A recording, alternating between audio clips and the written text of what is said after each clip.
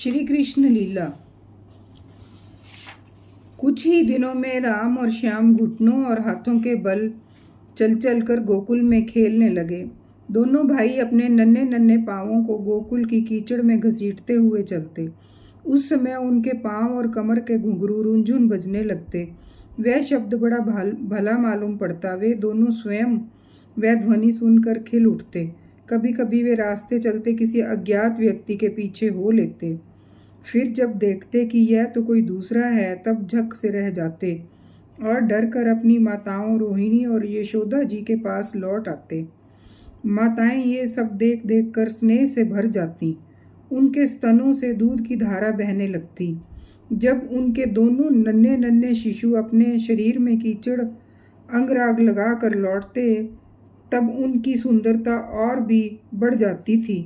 माताएं उन्हें आते ही दोनों हाथों से गोद में लेकर हृदय से लगा लेती और स्तनपान कराने लगती। जब वे दूध पीने लगते और बीच बीच में मुस्कुरा मुस्कुरा कर अपनी माताओं की ओर देखने लगते, तब वे उनकी मंद मंद मुस्कान, छोटी छोटी दंतुलियां और भोला भाला मुंह देखकर आनंद के समुद्र में डूबने उतरने लगती।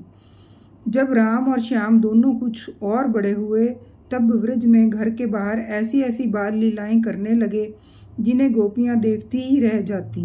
जब वे किसी बैठे हुए बछड़े की पूंछ पकड़ लेते और बछड़े डर कर इधर उधर भागते, तब वे दोनों और भी जोर से पूंछ पकड़ लेते और बछड़े उन्हें घसीटते हुए दौड़ने लगते। गोपियां अपने घर का काम धंधा छोड़कर यही सब देखती रहती और हंसते हंसते लोटपोट होकर परम आनंद में मगन हो जाती। कन्हैया और बलदाऊ दोनों ही बड़े चंचल और बड़े खिलाड़ी थे। वे कहीं हिरन, गाय आदि सींग वाले पशुओं के पास दौड़ जाते, तो कहीं धधकती हुई आग से खेलने के लिए कूद पड़ते। कभी दांत से काटने वाले कुत्तों के पास पहुंच जाते, तो कभी आंख बचाकर तलवार उठा लेते। कभी कुएं और गड्ढे के पास जल में गिरते गिरते बचते। कभी मोर आदि पक्षियों के निकट चले जाते और कभी कांटे की ओर बढ़ जाते थे।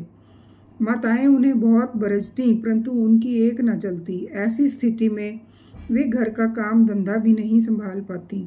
उनका चित्त बच्चों को भाई की वस्तु से बचाने की चिंता से अत्यंत चंचल रहता था। राज्य कुछ ही दिनों में यशोदा और रोहिणी के लाडले लाल घुटनों का सहारा लिए बिना अनायास ही खड़े होकर गोकुल में चलने फिरने लगे।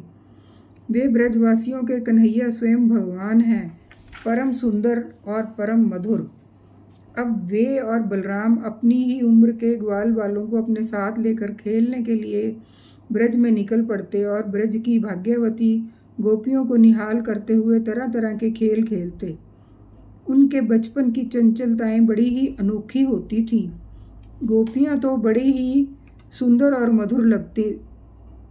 एक दिन सबकी सब इकट्ठी होकर नंद बाबा के घर आईं और यशोदा माता को सुना सुना कर कन्हैया के करतूत कहने लगीं। अरे यशोदा, ये तेरा कान्हा बड़ा नटखट हो गया है।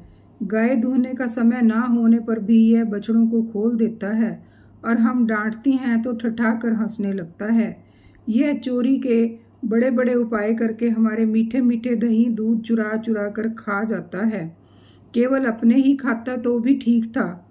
ये तो सारा दूध दही बानरों को बांट देता है और जब वे भी पेट भर जाने पर नहीं खा पाते, तब ये हमारे मर्दों को भी फोड़ डालता है। यदि घर में कोई वस्तु इसे नहीं मिलती तो ये घर और घर वालों पर बहुत खींचता है और हमारे बच्चों को रुला कर भाग जाता है।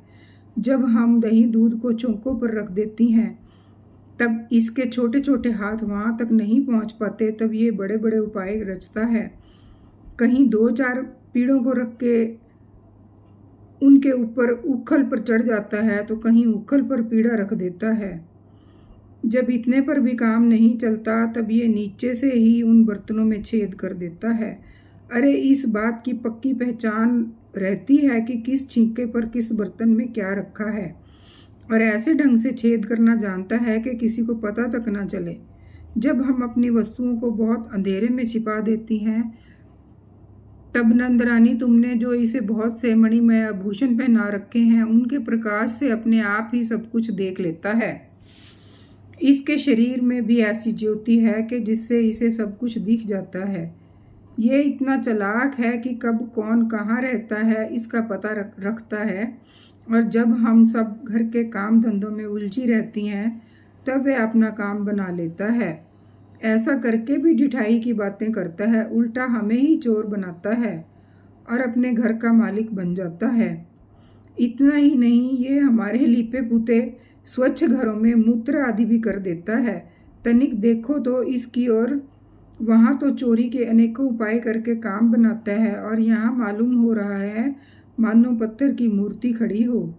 वाह रे भोले भाले साधु, इस प्रकार गोपियाँ कहती जाती और श्री कृष्ण के भीतचकित नेत्रों से युक्त मुखमंडल को देखती जाती। उनकी यह दशा देखकर नंद रानी यशोदा जी उनके मन का भाव ताड़ लेती और उनके हृदय में स्नेह और आनंद की बाढ़ आ जाती। वे इस प्रकार हंसने लगती कि अपने लाडले कन्हैया को इस बात का उलाहना भी ना दे पाती, डांटने की बात तो वो सोच भी नहीं पाती।